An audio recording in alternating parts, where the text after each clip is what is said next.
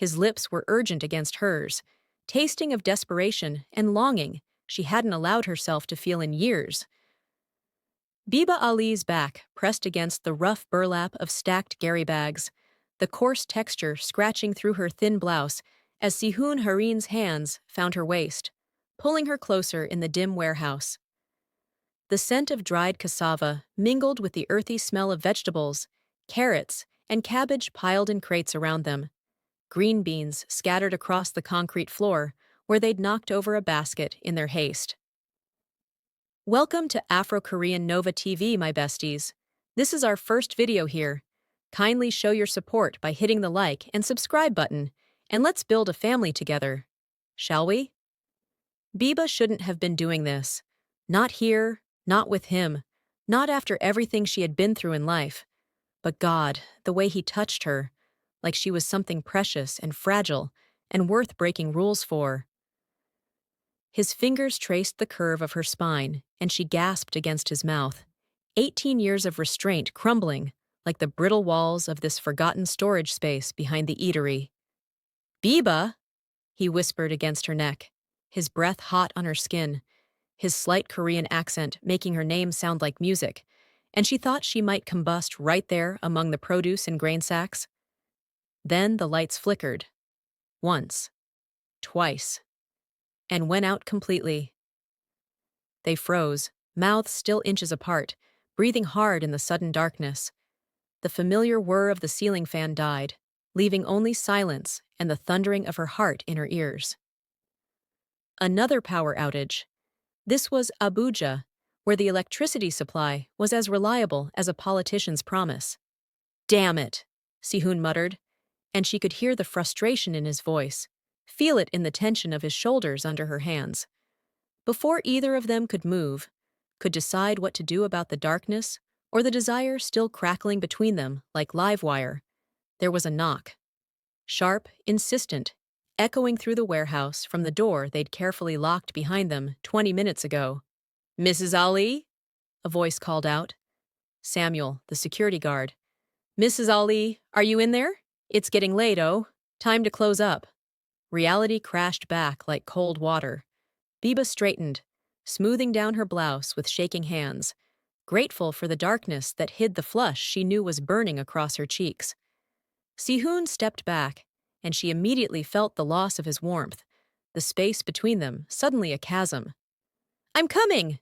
she called out, proud that her voice sounded steady, professional, nothing like the woman who'd been moments away from doing something thoroughly inappropriate with a man 18 years her junior. "Just checking the inventory. The power went out." "Yes, Ma. NEPA Dawn do their thing again," Samuel replied with a chuckle.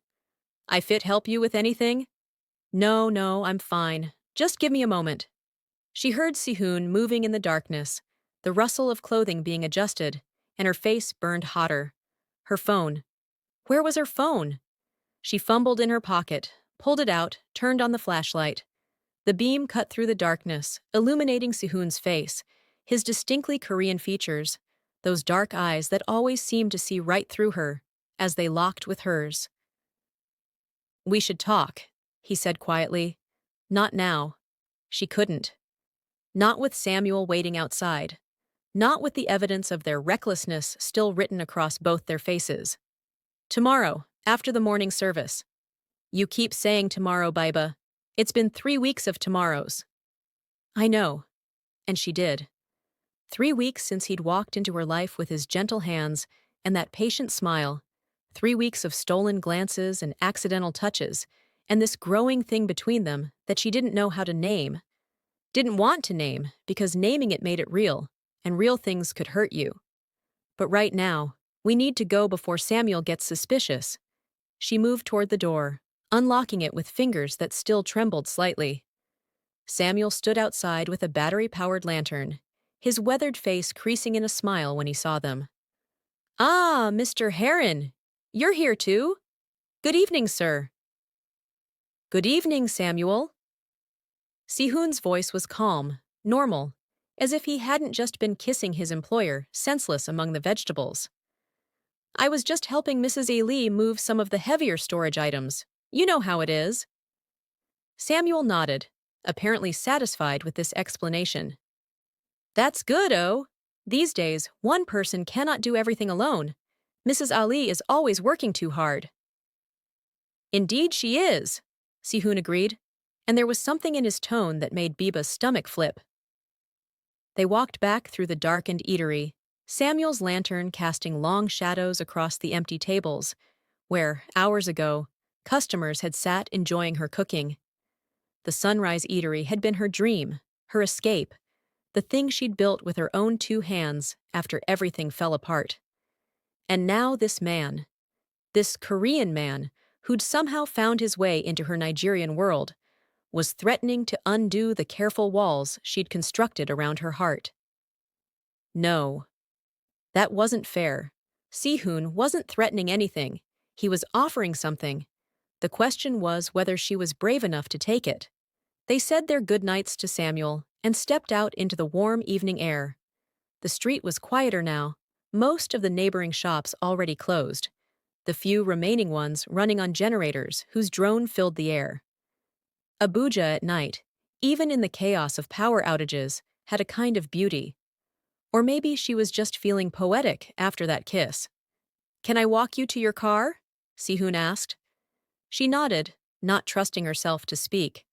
They walked in silence through the small parking area, their shoulders almost touching, the space between them charged with everything unsaid.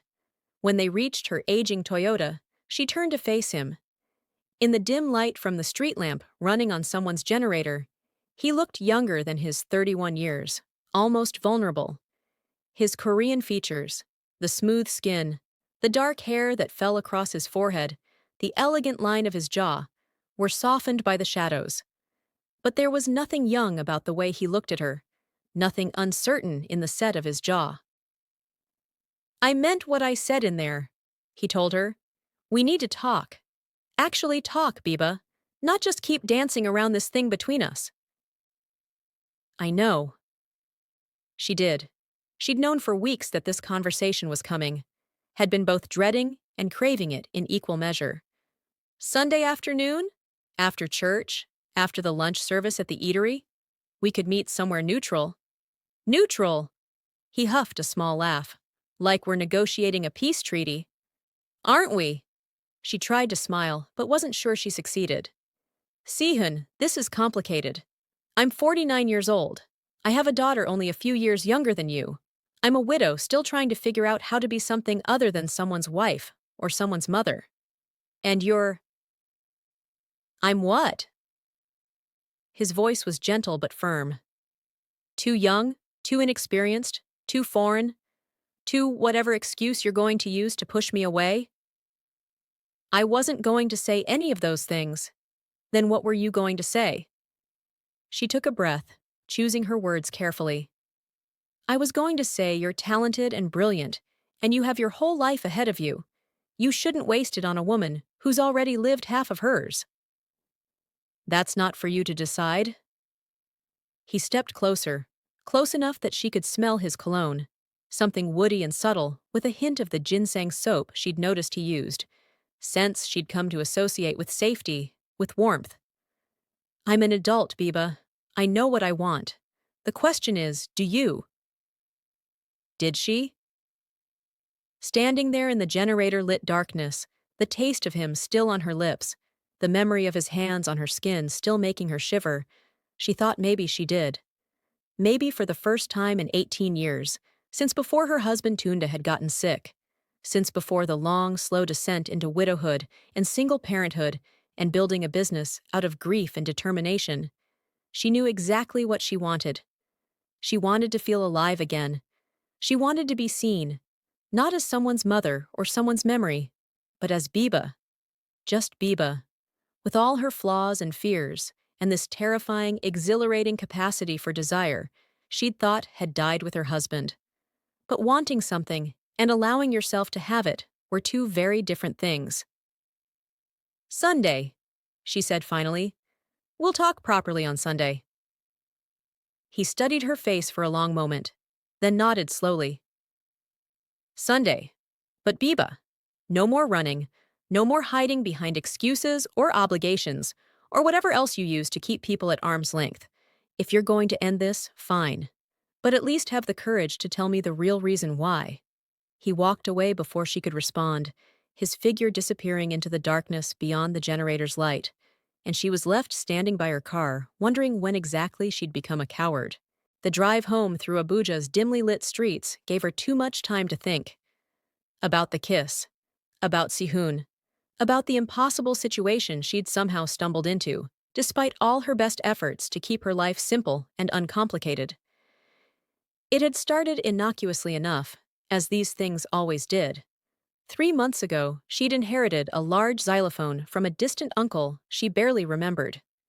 The instrument had arrived at her doorstep in pieces, a massive wooden thing that had apparently been in her family for generations, though she'd never heard anyone mention it before. Her uncle's lawyer had been apologetic but firm.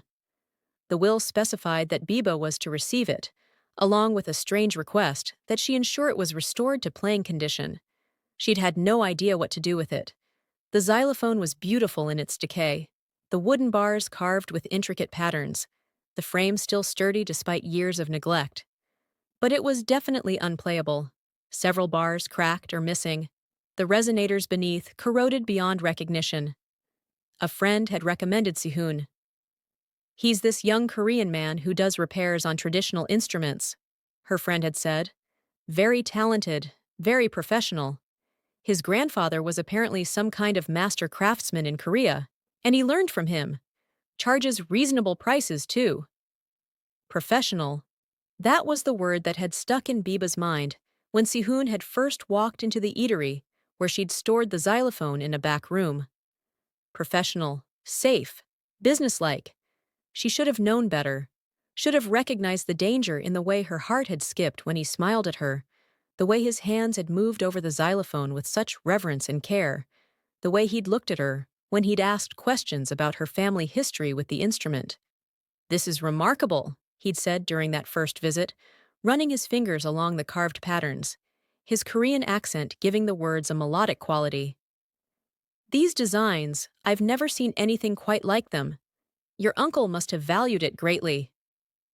"I didn't really know him," she'd admitted. "I'm not even sure why he left it to me specifically." "Maybe he sensed you were someone who would appreciate it. Someone who would care enough to restore it properly rather than just selling it off or letting it continue to decay." The way he'd said it, like he was talking about more than just a musical instrument, had made something in her chest tighten. Over the following weeks, as Sihun had worked on the xylophone, they'd fallen into an easy rhythm. He'd come in the mornings before the lunch rush, setting up in the back room with his tools and materials, carefully removing damaged bars, carving new ones to match the old patterns, researching and rebuilding the resonators.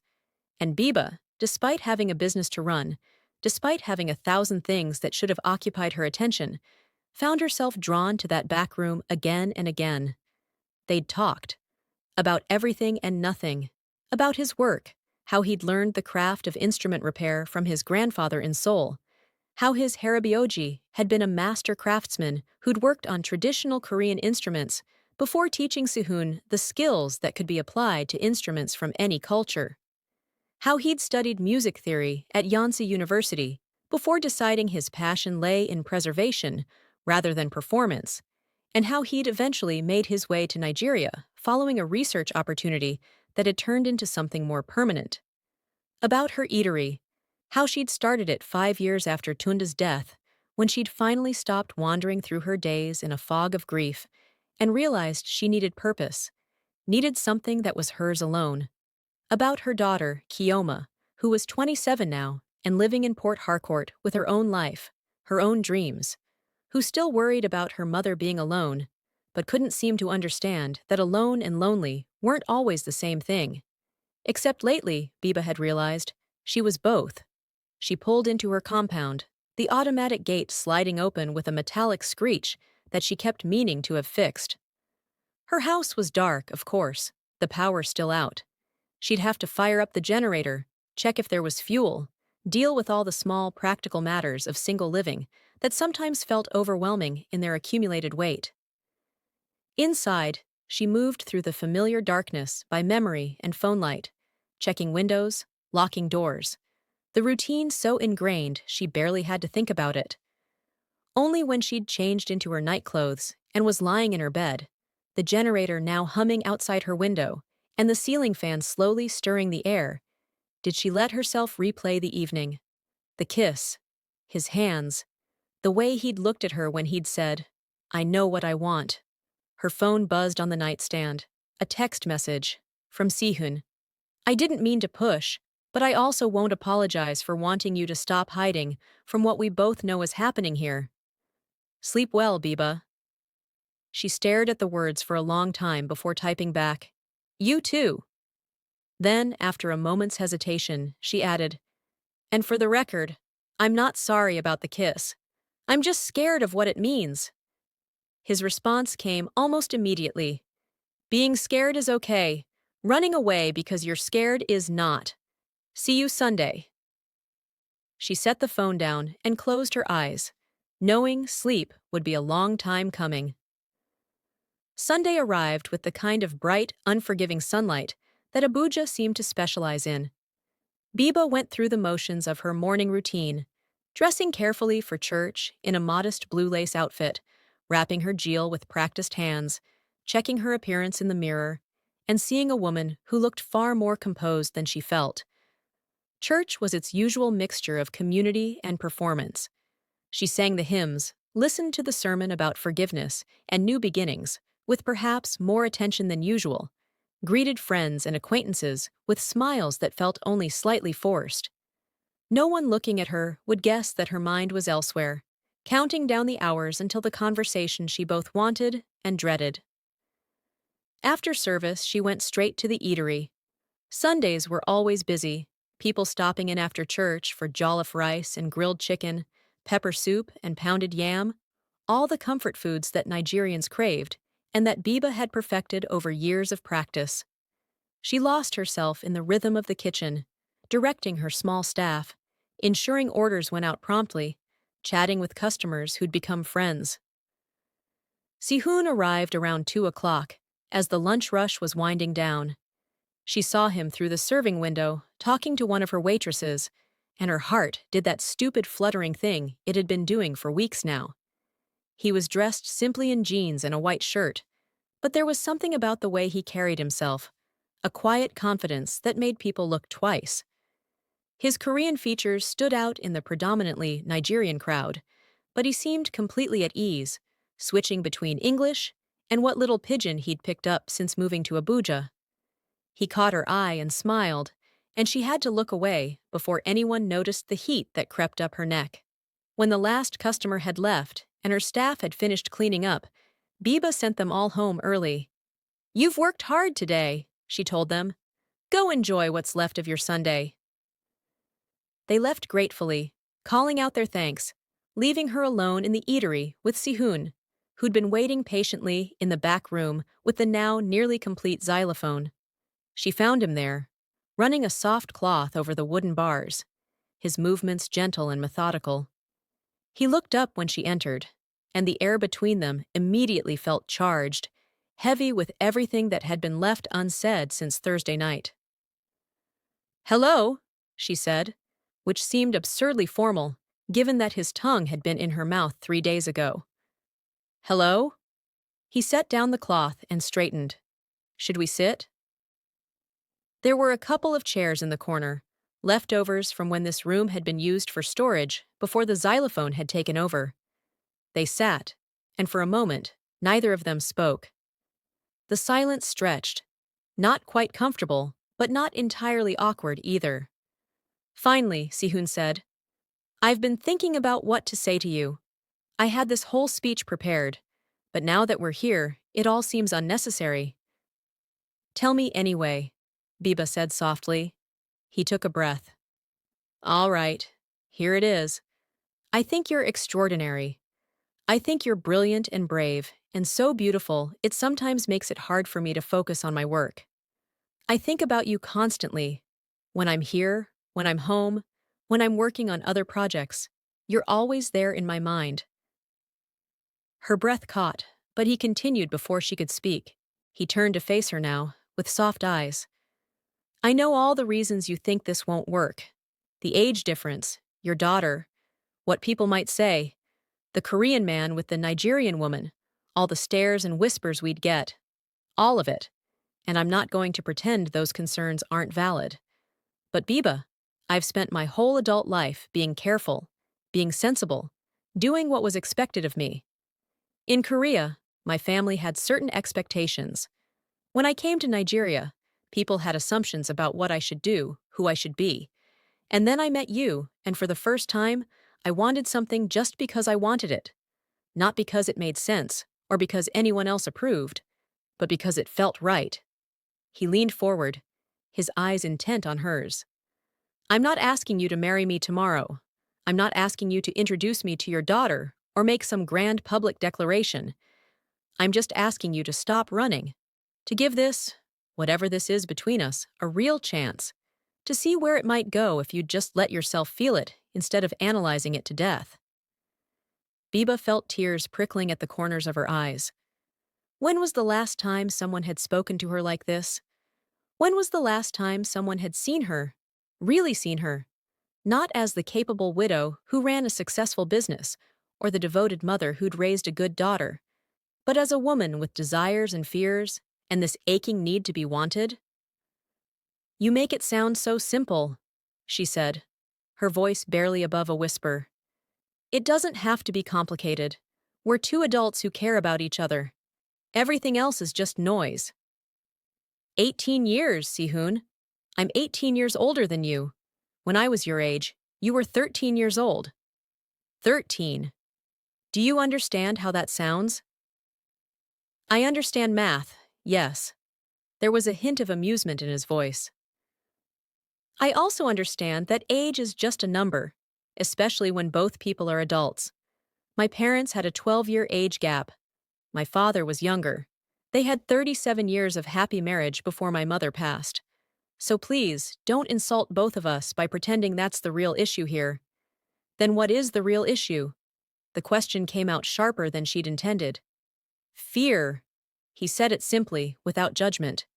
You're terrified, not of me, not of what people might say, but of being happy again, of opening yourself up to the possibility of loss again. Because if you care about me, if you let yourself love me, then eventually I might leave or die or hurt you, and you're not sure you could survive that again. Biba stood up abruptly, turning away from him because he was too close to the truth and she couldn't bear to have him see her face. You don't know what you're talking about. Don't I? She heard him stand, felt him move closer behind her, though he didn't touch her. Biba, I watched my mother die when I was 17. Cancer, slow and painful and inevitable. I watched my father fall apart and then slowly, painfully, put himself back together. I know what loss looks like. I know what it costs. She wrapped her arms around herself, a futile gesture of self-protection. Then you should understand why I can't do this, why I can't risk it again. No. His voice was firm. I understand why you're scared, but I don't understand why you'd choose loneliness over the possibility of happiness. My father once told me something, about 2 years after my mother died. He said that if he'd known how much losing her would hurt, he would have fallen in love with her all over again, because the love was worth the pain. Every single second of it. Biba turned to face him then, tears now falling freely down her cheeks. I'm not brave like that. I'm not brave like your father. You're one of the bravest people I know. Sihun reached out, his thumb gently wiping away a tear. You rebuilt your entire life after your husband died. You raised a daughter alone. You started a business from nothing and made it succeed. You inherited a broken instrument from a man you barely knew, and instead of discarding it, you chose to restore it. That's not the behavior of a coward, Biba. That's different. Those were things I had to do. This is a choice. Exactly. This is a choice. Your choice. And I'm asking you to choose happiness. Choose connection. Choose me if I'm what you want. Or don't. But at least be honest about why. She looked up at him, this man who'd somehow slipped past all her defenses and felt something inside her shift. A wall crumbling maybe, or a door opening. I do want you, she admitted. God help me, I do. But Sihun, what about Kioma? What will I tell my daughter? How do I explain that I'm involved with a man only 4 years older than she is? A Korean man, no less. She's never even met a Korean person before. What will she think? You tell her the truth. That you met someone who makes you happy. That's all any child really wants for their parent, isn't it? For them to be happy? And as for me being Korean, Biba, I've lived in Nigeria for 3 years now. I love this country. I love the food, the music, the people, the chaos and beauty of it all. I'm not some stranger who doesn't understand your world. I've made it my world too. You say that like you know her. She'll be shocked, maybe even hurt. Maybe initially. But give her credit. Give her the chance to surprise you. From everything you've told me about her, she sounds like a smart, compassionate woman. Wonder where she got that from. He smiled, and despite everything, Biba felt her lips curve in response. You're very persuasive, you know that? I've been told I have a silver tongue, usually right before someone tells me I talk too much. My Haribyoji used to say I could convince a tree to walk if I talked long enough. She laughed, a watery sound but genuine. You do talk a lot. Only when I'm nervous. And you make me very nervous, Mrs. Ali. Don't call me that. It makes me feel ancient. What should I call you then? She considered. Just Biba. When we're alone, just Biba. Does that mean... He paused, hope flickering across his face. Are you saying yes? To giving this a chance? Was she? Standing there with tears drying on her cheeks, and her heart pounding, and this man looking at her like she held his entire world in her hands, Biba realized that yes, she was. She was saying yes to the terrifying, exhilarating possibility of being happy again, of being wanted, of being more than just the roles she'd played for so long. I'm saying maybe, a cautious maybe. A let's take this slowly and see what happens maybe. She took a shaky breath. I'm saying I'm willing to try if you're patient with me. If you understand that I'm going to be scared sometimes, that I'm going to want to run, that this is all very new and overwhelming for me. I can be patient. He moved closer, close enough that she could feel the warmth radiating from him. I can be whatever you need me to be, Biba. Just don't shut me out. Don't disappear into that careful, controlled space you retreat to when things get too real. Promise me that much. I promise to try. That's the best I can offer right now. Then I'll take it. He cupped her face in his hands, thumbs brushing her cheekbones with infinite tenderness. Can I kiss you again? Properly this time, without vegetables and power outages and security guards interrupting? She nodded, not trusting her voice, and then his lips were on hers, and nothing else mattered. Not the age difference, not the complications, not the fact that they were from two completely different worlds, Korea and Nigeria, East and West. Not the fear that still lurked in the corners of her mind. There was just this, his mouth on hers, gentle but insistent, his hands in her hair, her fingers clutching the fabric of his shirt like an anchor. When they finally broke apart, both breathing hard, he rested his forehead against hers. So, what happens now? Now? Biba tried to gather her scattered thoughts. Now I think we finish restoring that xylophone, and then maybe we figure out the rest as we go. Just like that? Just like that? No grand plans, no overthinking. We just see what happens. He smiled. That slow, warm smile that made her feel like she was 25 again, like the world was full of possibilities instead of limitations. I like the sound of that. They spent the rest of the afternoon working on the xylophone together. Sihun showed her how to test the resonance of each bar, explained the intricate mathematics of pitch and tone, compared it to the principles used in Korean instruments like the pyeongyang and janggu.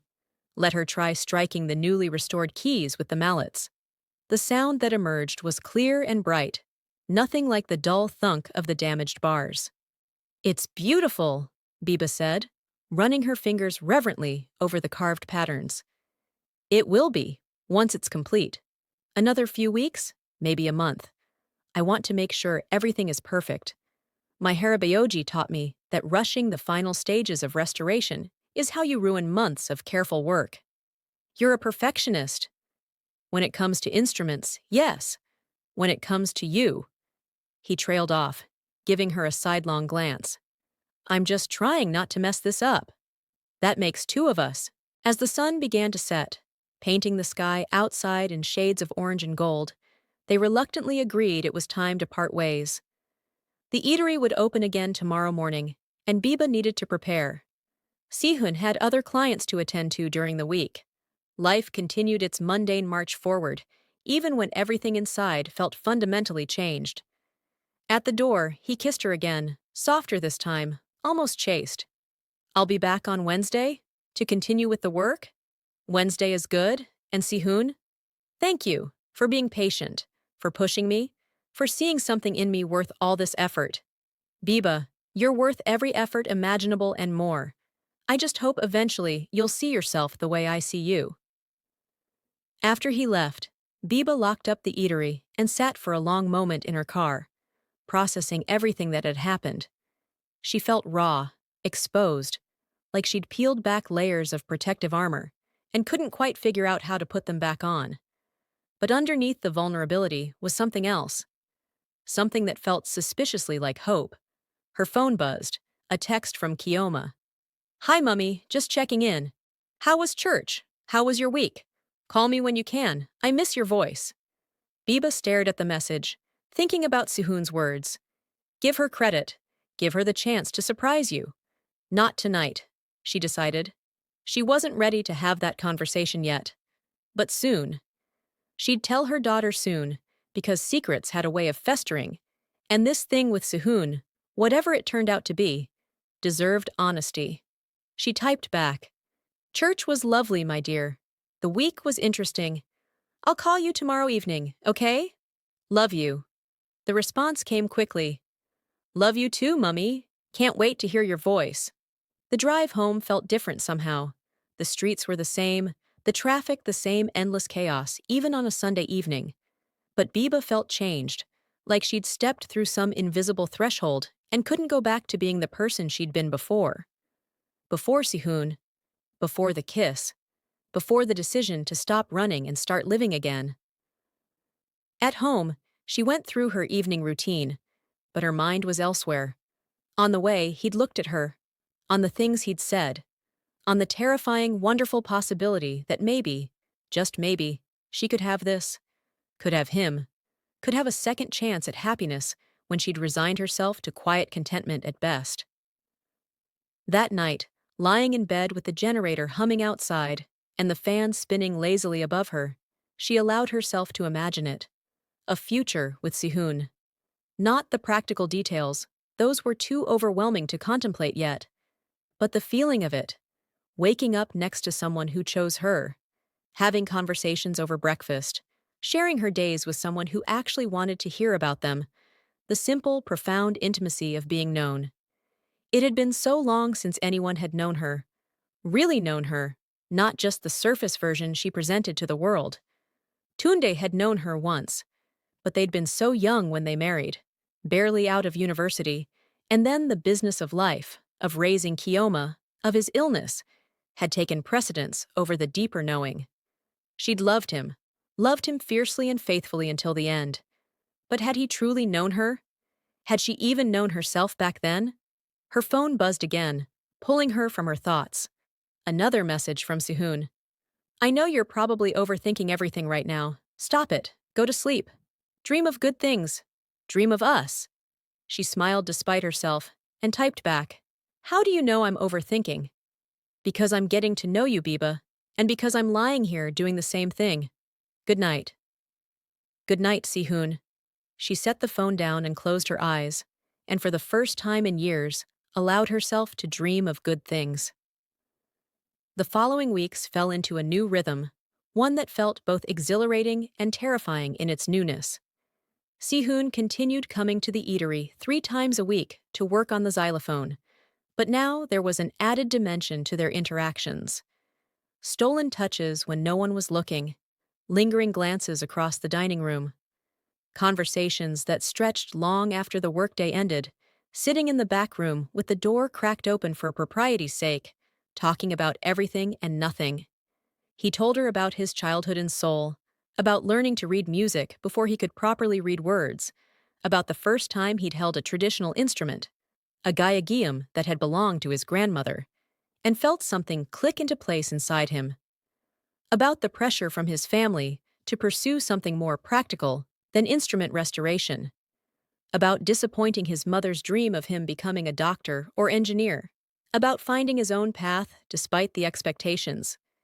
She told him about her early marriage, about the joy of discovering she was pregnant with Kioma, about the long, terrible months of watching Tunde fade away and feeling helpless to stop it. I kept thinking if I just prayed harder, if I just believed enough, God would heal him, she admitted one evening, her voice thick with old grief. And when he died, I felt like I'd failed, like my faith hadn't been strong enough. That's not how faith works, Sihun said gently, his Korean accent somehow making the words more tender. And that's not how death works either. Sometimes people die, Biba, not because we didn't pray hard enough, or love hard enough, or believe hard enough. Sometimes they just die, and it's terrible and unfair, and there's no making sense of it. When did you get so wise? I'm not wise. I've just had a lot of time to think about loss, about what it means and what it doesn't mean. He reached across the space between their chairs and took her hand. But I'll tell you what I know for certain. Your husband wouldn't want you to spend the rest of your life feeling guilty for surviving him. He'd want you to live. Really live, not just go through the motions. You sound very certain about what a man you never met would want. I am. Because if I loved someone the way I'm assuming he loved you, that's what I'd want for them. Happiness. Always happiness, even if it came after I was gone. She looked down at their joined hands, his fingers dark against her lighter skin, and felt something settle in her chest. Permission, maybe. To stop carrying guilt like a shield against feeling too much. The eatery continued to thrive. If anything, business seemed better than ever. Biba found herself humming while she cooked, smiling more readily at customers, infusing her dishes with an energy that people seemed to taste and appreciate. Several regulars commented on it. Ah, Mrs. Ali, this jollof rice is exceptional today. What's your secret? She'd just smiled and said something vague about fresh ingredients, but the truth was simpler and more complicated. She was happy. For the first time in years, genuinely, deeply happy, and apparently it showed in everything she did. Her staff noticed too. Blessing, her head waitress, cornered her one afternoon in the kitchen with a knowing smile. Madam, you're glowing, oh. Something good is happening, Abi. I don't know what you're talking about, Biba said, focusing intently on the peppers she was chopping. Okay, oh. It's not like we haven't all noticed that handsome Korean man coming here more often than necessary to fix one xylophone, or the way you look at each other when you think nobody is watching. Biba felt heat creep up her neck. Blessing, please. There's nothing to notice. If you say so, Ma. But Shah, that man looks at you like you hung the moon and the stars. And he's very respectful, too, always greeting everyone properly, trying to speak our pidgin even though it comes out funny sometimes. That's a good man, Ma. Blessing. I'm just saying, oh, don't let fear stop you from being happy. Life is too short for that kind nonsense.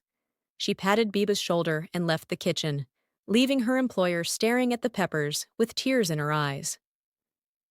That night, she finally called Kioma. They chatted about inconsequential things for a while.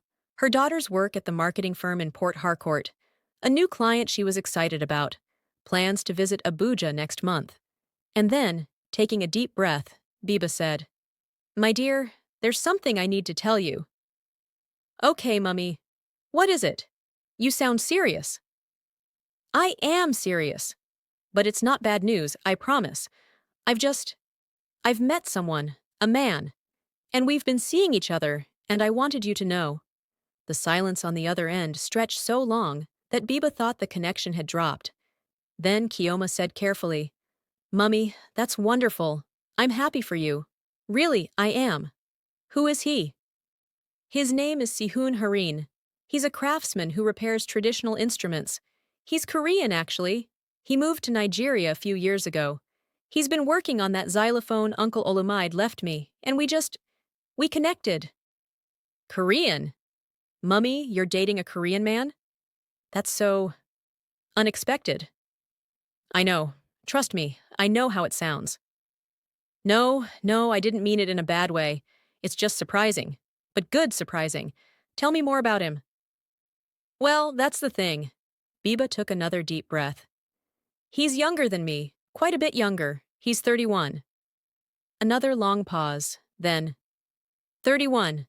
Mummy, that's only 4 years older than me. Then she paused and continued again. I know. Trust me, I know. And if you're uncomfortable with this, if you need time to process it, I understand completely. But Kioma, he makes me happy. For the first time since your father died, I feel like I'm living again instead of just existing. And I needed you to know that. She heard her daughter take a shaky breath. Mummy, I'm not going to lie and say this isn't surprising. It is. Very surprising. A Korean man 18 years younger than you. That's definitely not what I expected when you said you'd met someone. But you know what?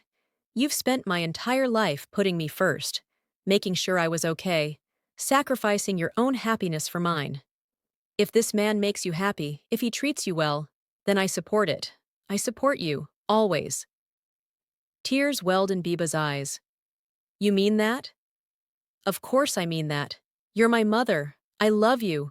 I want you to be happy. When I come visit next month, I want to meet him, okay? I want to see for myself that he's good enough for you. And I want to learn more about Korean culture too. This is exciting, Mummy. Different, but exciting. No one is good enough for me, according to you, Biba said with a watery laugh. That's true. But I'm willing to give him a chance to prove me wrong. Just tell him I'm very protective of my mother, and I know where to hide bodies. I will do no such thing. You'll terrify him. Good. He should be a little terrified. Keeps men honest. Korean or not, they all need to know you have people watching out for you. They talked for another hour. Kioma asking questions about Sihun, about how they met, about what he was like, about his family in Korea, and why he'd chosen to stay in Nigeria. And with each question, Biba found herself relaxing, found the words coming easier. Her daughter wasn't judging her, wasn't disappointed or disgusted, just curious, supportive, wanting her mother to be happy. When they finally hung up, Biba sat in her living room feeling lighter than she had in weeks. She texted Sihun immediately. I told Kioma about us. She wants to meet you next month when she visits. Fair warning, she threatened to hide your body if you hurt me. His response came quickly. Your daughter sounds fierce. I like her already. And Biba? Thank you for trusting me enough to tell her. I know that wasn't easy. It was easier than I thought it would be. She just wants me to be happy. Are you? Happy, I mean? She thought about it, really thought about it. The fear was still there, lurking in the background. But underneath it, stronger than it, was something bright and warm and impossibly precious. Yes, she typed back. I am. The xylophone restoration reached its final stages in late October. Sihun had painstakingly replaced every damaged bar, rebuilt the resonators, reinforced the frame, restored the carved patterns to their original glory. The instrument now gleamed in the back room of the eatery, a testament to both his skill and his dedication. On the day he declared it complete, he asked Biba to come to the back room after closing. She found him standing beside the xylophone with 2 mallets in his hands and a nervous expression on his face. I want to play something for you, he said, if that's all right? Of course, I'd love to hear it. He positioned himself in front of the instrument, took a breath, and began to play. The melody that emerged was hauntingly beautiful, complex and layered, the notes cascading over each other like water. Biba recognized it after a moment as a traditional wedding song, one that her grandmother used to sing when she was a child. But there was something else woven into it, subtle Korean musical phrases that complemented the Nigerian melody, creating something entirely new and breathtaking. When the last notes faded into silence, she found she was crying again. Seemed like she cried a lot these days, but these were good tears. Happy tears. That was beautiful, she whispered. How did you know that song? I did some research. About your family, about the xylophone's history. That song kept coming up. I thought you might appreciate it. I also, I added some elements from a Korean wedding song, Saeya Saeya. I wanted to blend our worlds together, show you that they can coexist beautifully. He set down the mallets and came to stand in front of her. Biba, I have something to ask you. Her heart started pounding. Okay. These past few months with you have been the happiest of my life. Every day I get to spend with you feels like a gift. You challenge me, you inspire me, you make me want to be better than I am. And I know we said we'd take things slowly, that we wouldn't rush into anything. But I also know that when you find something precious, you hold on to it. You don't let it slip away because you're scared or because other people might not understand. He took both her hands in his, and she noticed they were trembling slightly. I love you, Biba Ali. I love your strength and your vulnerability, your laughter and your tears, your determination and your doubts. I love the way you pour your whole heart into everything you do, whether it's cooking a meal, or raising a daughter, or taking a chance on a man who probably doesn't deserve you, but will spend every day trying to be worthy of you anyway. Sihun, let me finish, please. I'm terrified I'll lose my nerve. He took a shaky breath. I know I'm younger than you. I know I'm Korean, and you're Nigerian, and people will have opinions about that. I know people will talk, will judge, will question our choices, but I also know that I want to wake up next to you every morning for the rest of my life. I want to be there when you're sad, when you're happy, when you're stressed about the eatery, or worried about Kioma, or just having a bad day. I want to be your partner, your supporter, your lover, your friend. I want to build a life with you. He released one of her hands and reached into his pocket, pulling out a small velvet box. When he opened it, she saw a ring inside, simple and elegant, a single diamond set in gold with delicate engravings along the band. This design, he said softly, it's inspired by both our cultures. The goldwork technique is Korean, something my harabaoji taught me about, but the pattern is based on the carvings on your family's xylophone, a fusion like us. Marry me, Biba, not because it makes sense or because anyone expects it, but because we love each other and life is too short to waste time being sensible. Marry me and let me spend the rest of my life showing you how extraordinary you are. Biba stared at the ring, at his face, at this Korean man who'd somehow become her entire world in the space of a few months. Every logical part of her brain was screaming caution. It was too fast, too impulsive, too risky. What would people say? The age difference? The cultural differences? What if it didn't work out? But underneath the logical objections was something simpler, truer. She loved him. God help her. She loved him with an intensity that terrified and exhilarated her in equal measure. And she was tired of being sensible, tired of playing it safe, tired of letting fear dictate her choices. Yes, she heard herself say. Yes, I'll marry you. The smile that broke across his face was like the sun coming out from behind clouds. He slipped the ring onto her finger with hands that shook, and then he was kissing her, and she was kissing him back, and the xylophone gleamed beside them like a benediction. They decided on a small ceremony in December, just family and close friends. Kioma came up from Port Harcourt a week early to help with preparations, and true to her word, she grilled Sihun mercilessly over dinner the first night. So, Mr. Harin, what exactly are your intentions toward my mother? Sihun met her gaze steadily, his Korean features composed and serious. To love her, honor her, and make her as happy as humanly possible for as long as she'll let me. That's a good answer. but actions speak louder than words. I'm watching you. I would expect nothing less from Biba's daughter. Despite her initial interrogation, Kioma warmed to Sihun quickly. Biba caught them talking in the kitchen one afternoon, her daughter laughing at something he'd said. He was attempting to teach her a few Korean phrases, his face animated as he explained the difference between formal and informal speech. He was patient with her as he taught. So if I want to be really respectful to elders, I say "안녕하세요," but with friends my age it's just "안녕?" Kioma asked. Exactly. You're a fast learner. Your mother picked it up quickly too.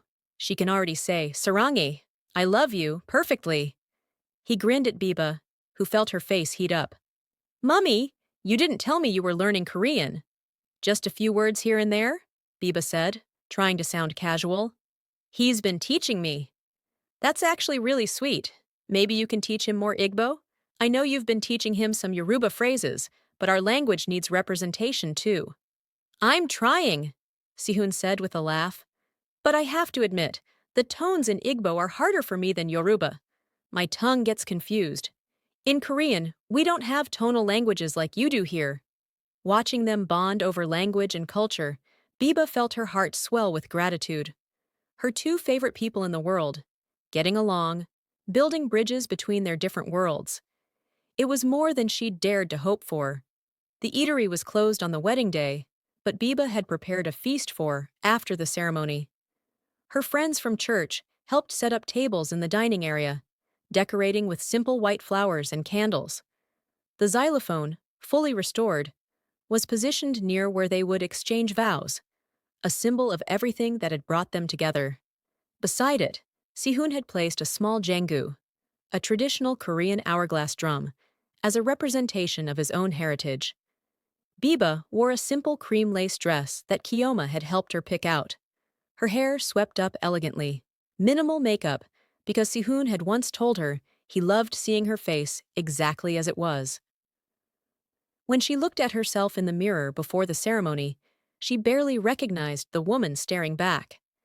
She looked younger somehow, lighter, like years of accumulated grief had been lifted from her shoulders.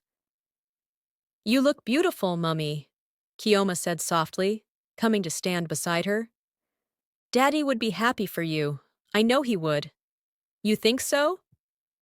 I know so. He loved you too much to want you to be alone forever. And Mr. Harin, Sihun, he's good for you. Even I can see that. He respects you. He honors our culture while sharing his own. And the way he looks at you, she trailed off with a smile. It's like you're his entire world. When did you get so wise? I learned from the best. Kioma squeezed her hand. Now come on. You have a man waiting to marry you, and I have a responsibility to make sure he's not getting cold feet. The ceremony itself was brief but beautiful. Pastor Williams from her church officiated, speaking about love and second chances and the courage it took to open your heart again. He also spoke about God's love transcending all boundaries, of age, of culture, of nationality, and how their union was a testament to the power of love to bridge different worlds. Sihun's father was there, having flown in from Seoul with his wife, both dressed in beautiful hanbok for the ceremony. His father beamed with pride, occasionally wiping his eyes, while his stepmother dabbed at her eyes with a handkerchief embroidered with Korean characters.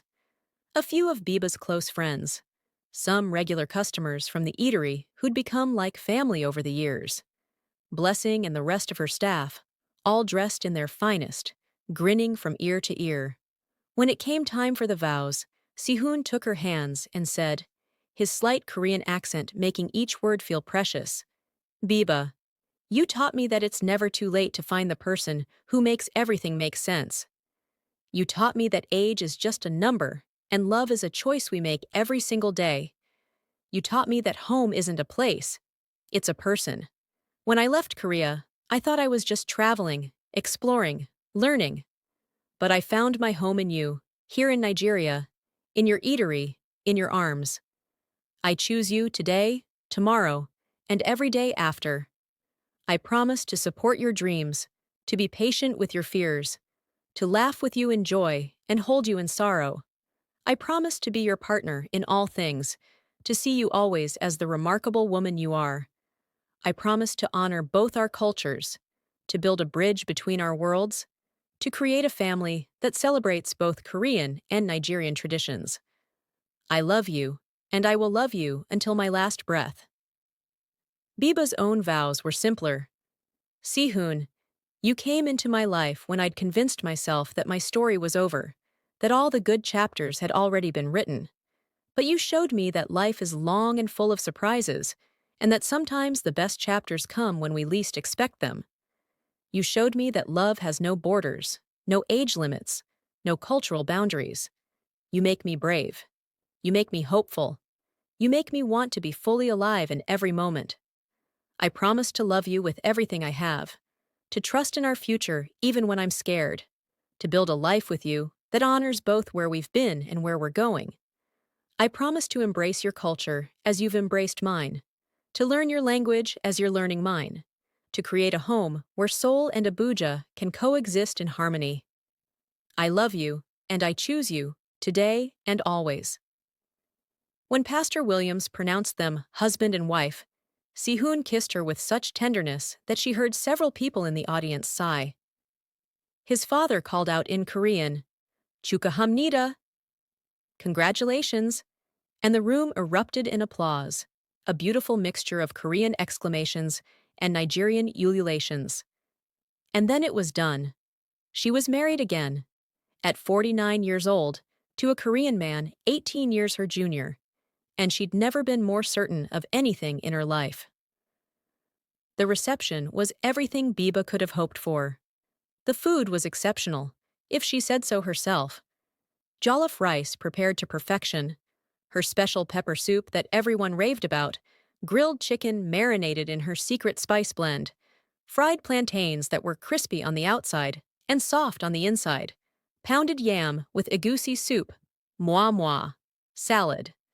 But Sihun had also arranged for some Korean dishes to be prepared: bulgogi, japchae, kimchi, tteokbokki, creating a fusion feast that had guests exclaiming over the flavors and asking for recipes.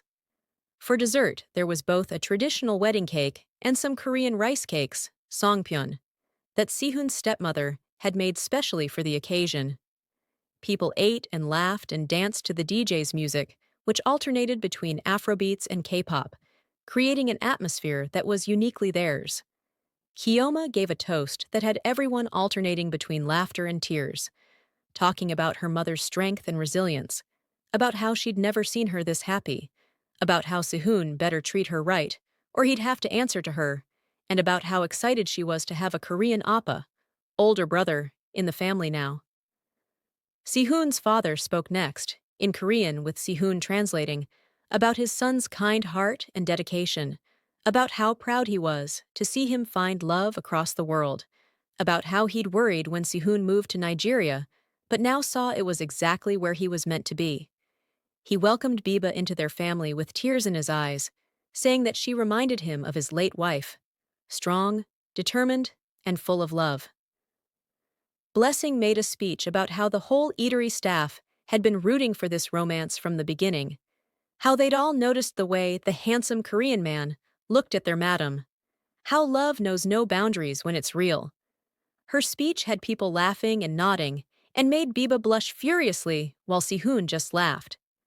As the evening wore on and the sky outside darkened, Sihun pulled Biba aside to the back room where the xylophone still stood. The noise from the reception was muted here, just a pleasant background hum of happiness.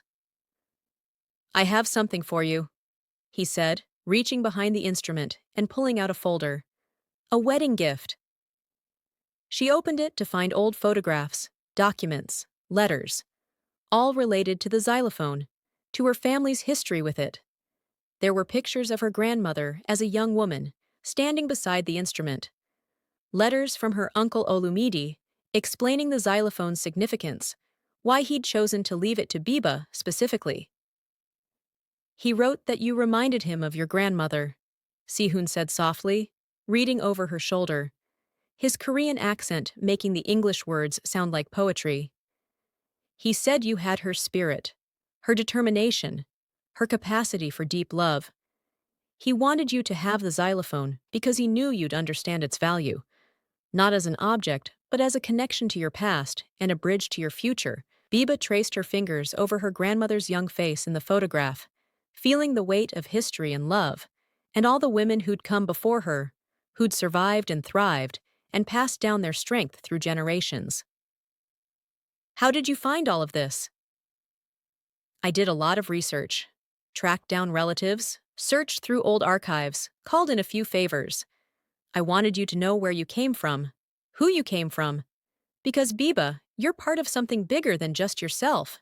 You're part of a legacy of strong women who loved fiercely and lived bravely. And now, you're continuing that legacy. Just as I carry the legacy of my Harabaoji and his craft, you carry the legacy of your ancestors. And together, we're creating something new, a bridge between Korea and Nigeria, between our families, between our worlds. She looked up at him, this Korean man who saw her so clearly, who'd given her not just his love, but this precious gift of connection to her past. I don't deserve you. That's where you're wrong. You deserve everything good this world has to offer, and I'm going to spend the rest of our lives making sure you believe that. He pulled her close, and they stood there in the quiet of the back room with the xylophone and the jangu gleaming beside them and the sounds of celebration drifting in from the dining area. These instruments, from different worlds, now side by side, just like them. This broken thing that had somehow brought them together had been restored to beauty and purpose, just like her heart, just like her life. Dance with me? Sihun asked. Here? There's barely any music. I don't need music. I have you. So they danced in the near silence, swaying together among the shadows and memories and possibilities. And Biba thought about how strange life was, how it could break you completely, and then, when you least expected it, offer you a chance to be whole again. How love could find you at any age, in any circumstance, from any corner of the world, if you were brave enough to let it in. What are you thinking about? Sihun murmured against her hair, his breath warm. About second chances. About how grateful I am that you walked into my life. About how scared I was, and how glad I am that you didn't let me run away. About how you crossed an ocean and found me here. I would have crossed 1,000 oceans, Biba. You're worth every journey, every mile, every moment of uncertainty that brought me here.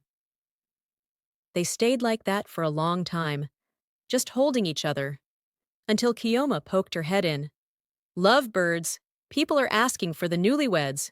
You can't hide back here all night. Plus, Sihun's father wants to do a traditional Korean pieback ceremony. He brought the special dates and chestnuts and everything. Piebaek? Biba looked at Sihun questioningly. It's a traditional Korean ceremony where the bride formally greets the groom's family. It's usually done in hanbok, but we can do a modified version. My father just wants to officially welcome you into our family in the traditional way. I'd be honored, Biba said, feeling tears prick her eyes again. Laughing, they followed Kiyoma back out to the reception. Sihun's father had indeed brought everything needed. A small table, silk cloths, dates and chestnuts, even a beautiful jeogori, Korean traditional jacket, for Biba to wear over her dress. As Sihun explained each element of the ceremony to the gathered guests, translating between Korean, English, and Pidgin, Biba felt the weight of tradition settling around her shoulders. Not a burden, but a blessing. She was being welcomed into a new family, a new culture, a new chapter of life. She bowed to Sihun's father and stepmother as instructed, and they tossed dates and chestnuts at her, symbols of the children, and blessings they wished for the couple. The Nigerian guests watched with fascination, some taking videos, others clapping along, and Biba felt a profound sense of gratitude for this moment where two worlds met in love and acceptance. The rest of the evening passed in a blur of joy. They cut the cake together, Sihun feeding her a bite with such gentleness that several people awed audibly. They danced their first dance as husband and wife to a slow song that blended traditional Korean instruments with Nigerian rhythms, a custom arrangement Sihun had commissioned specifically for their wedding. As midnight approached and the party began to wind down, Biba found a quiet moment to step outside. The Abuja night was warm and clear, stars visible despite the city lights. She wrapped her arms around herself, just taking it all in. The reality of what had happened today, the fact that she was married again, that she'd taken this leap of faith and survived the landing. Sihun came out to join her, draping his jacket over her shoulders. Cold? No, just thinking. About? About how this morning I woke up as Biba Ali, widow, business owner, mother. And now I'm Biba Harin. All those things still, but also someone's wife again, someone's partner, someone's choice, a Korean name now attached to my Nigerian identity. You don't have to take my name if you don't want to, Sihun said quickly. I know in Korea it's traditional for women to keep their family names. We can do whatever makes you comfortable. No, she said, turning to face him. I want it. Biba Harin. It sounds right. Like I'm honoring where I've been and embracing where I'm going. A bridge between worlds, just like our marriage. He pulled her close, and she leaned back against him, feeling his arms come around her waist, and looked up at the stars. Somewhere up there, maybe Tunda was watching. Maybe he was happy for her. Maybe he was relieved that she'd finally stopped grieving and started living. She liked to think so. Ready to go? Sihun asked. Our ride is here. Where are we going exactly? You've been very secretive about the honeymoon plans.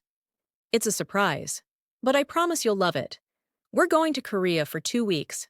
I want to show you Seoul, introduce you to the rest of my family, take you to all my favorite places. And then we're spending a week in Jeju Island. It's beautiful there and peaceful. A perfect place for us to just be. Korea? Biba's eyes widened. Sihun, I've never been outside Nigeria. I know. That's why I want to share it with you. My country, my culture, my world. I want you to see it all. And don't worry, my aunts and uncles are so excited to meet you. They've already been sending me messages asking what Nigerian dishes you can teach them to cook. They said their goodbyes, accepting hugs and congratulations, promising to return to the eatery in 3 weeks after their honeymoon. Kioma hugged Biba tight, whispering, Be happy, Mummy. You deserve this. And take lots of pictures in Korea. I want to see everything. I love you, my dear. I love you too. Now go enjoy your husband. And try not to make me an aunt too quickly. I'm not ready for that level of responsibility. Though I have to admit, Korean Nigerian babies would be absolutely adorable. Kioma! Her daughter just laughed and pushed her toward the waiting car. As they drove away from the eatery, away from the celebration, toward whatever adventure awaited them, first in Korea, then back to their life in Nigeria, Biba felt something settle deep in her chest. Peace, maybe. Or perhaps just the certainty that she was exactly where she was meant to be, with exactly who she was meant to be with. Happy? Sihun asked, lacing his fingers through hers. Incredibly, she said, and meant it with her whole heart. The city lights blurred past the window as they drove through Abuja's late-night streets. Tomorrow they'd fly out to Seoul, to his homeland, to meet his extended family and experience his culture firsthand. Next month, they'd return and start their life together properly, navigating the logistics of 2 people from different worlds, becoming one household. Eventually, they'd settle into the rhythm of the eatery and the xylophone and the everyday business of living. But tonight, in this moment, there was just this. His hand in hers, the gold band on her finger catching the streetlights, the promise of all the tomorrows stretching out before them like an unwritten song, waiting to be played on those beautifully restored instruments, one Nigerian, one Korean, that sat side by side in her eatery, symbols of 2 cultures united in harmony. Life, Biba had learned, wasn't a straight line from beginning to end. It was full of curves and detours, unexpected endings, and even more unexpected new beginnings. And sometimes, if you were very lucky and very brave, it gave you a second chance at happiness. Not to replace what came before, but to honor it by continuing to live fully, to love deeply, to embrace all the messy, complicated, wonderful possibilities of being human. She looked at Sihun, at this Korean man who'd traveled across the world and somehow found his way to her small eatery in Abuja, who'd seen past her defenses to the woman underneath, who'd been patient with her fears and persistent in his affection, who'd restored not just a broken instrument, but her faith in the future. And she thought about all the years ahead of them, all the moments they'd share, all the challenges they'd face together as an interracial, intercultural couple in a world that didn't always understand such unions. It wouldn't always be easy. There would still be people who didn't understand their relationship, who judged them for the age difference, or stared at them because a Korean man and a Nigerian woman together was still uncommon enough to draw attention. There would be cultural misunderstandings, language barriers on some days, and all the normal friction of two people learning to share their lives. But they would face it together, with love and patience, and the understanding that they'd both been given something precious and rare. As the car pulled up to the hotel where they'd spend their wedding night before flying to Korea, Sihun turned to her with that smile that still made her heart skip. "Ready for our adventure to begin, Mrs. Harin?" Mrs. Harin. She'd never thought she'd take another man's name, had been prepared to stay Mrs. Ali forever. But hearing it now, from his lips, in that slight Korean accent that she'd grown to love, it felt right. Not an erasure of who she'd been, but an expansion of who she could become. "I'm ready," she said. "For all of it.